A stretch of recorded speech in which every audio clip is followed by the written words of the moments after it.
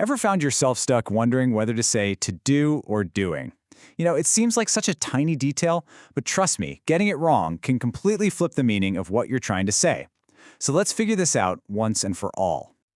Okay, just look at this classic example. I stopped to smoke versus I stopped smoking. One of these means you quit the habit for good. The other means you paused whatever you were doing just so you could have a cigarette. See that? Two completely different stories, and the only thing that changed was one little word. This is exactly the kind of mix-up we're going to clear up today. I promise, by the end of this, you're going to know exactly which one to choose every single time without even thinking about it. The best way to think about this is like a competition between two teams. You've got Team to Infinitive on one side and Team VING on the other. Each one has its own rules, its own personality, and its own set of verbs. So, let's meet the players. First up, we have Team to Infinitive. Now, this team's whole strategy is about looking ahead. They're all about the future, thinking about goals, intentions, and what's coming up next. So here's the key thing to remember. When you see a verb followed by to plus another verb, it's almost always pointing towards a purpose, a plan, or a desire. It's all about something that hasn't happened yet, but you want it to. And here are the star players for this team. You've got verbs that show you want something, like want, plan, or decide. Then you have verbs that are all about effort, like promise or manage. And finally, you've got these verbs of appearance, like seem or pretend. They're all looking forward. For instance, she wants to study medicine. The studying, well, that's a future goal, right? It's her intention.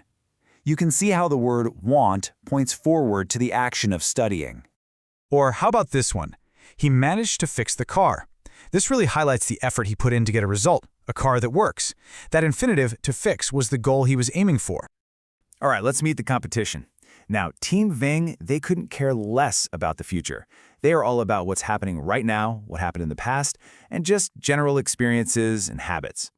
Yeah, the whole personality of Team Ving is about talking about actions as just general ideas, things you do regularly or things you've already done. It's more about describing the activity itself, not the plan to go and do it.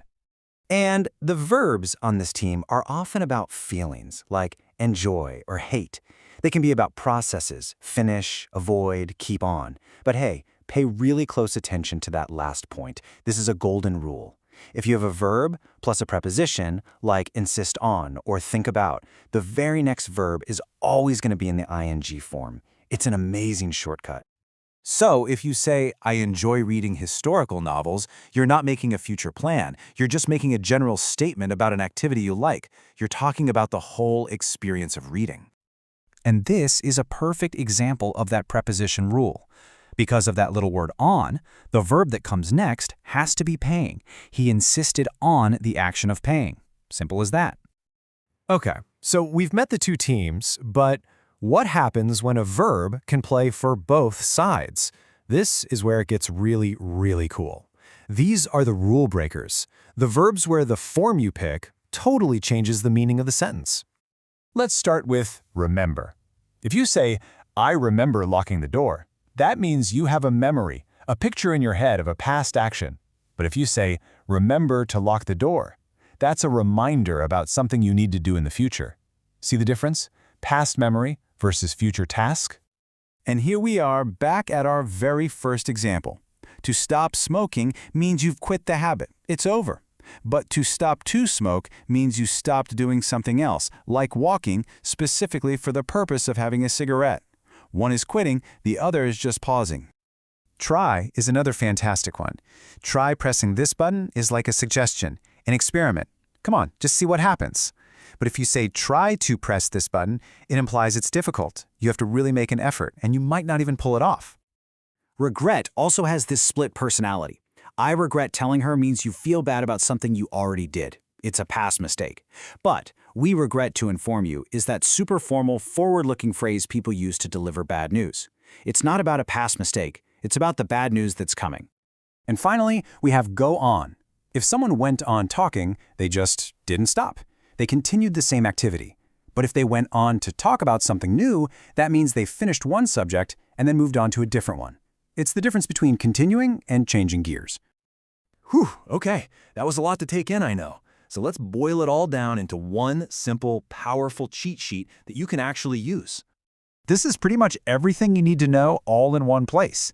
You can really see the pattern here, right? Two infinitives for those future plans, like want to join. The ing form is for general habits, like enjoy playing. And right below that, you've got our tricky rule breakers like remember and stop, laid out so you can see the difference crystal clear. This contrast, this is the whole game. So I'll leave you with this thought.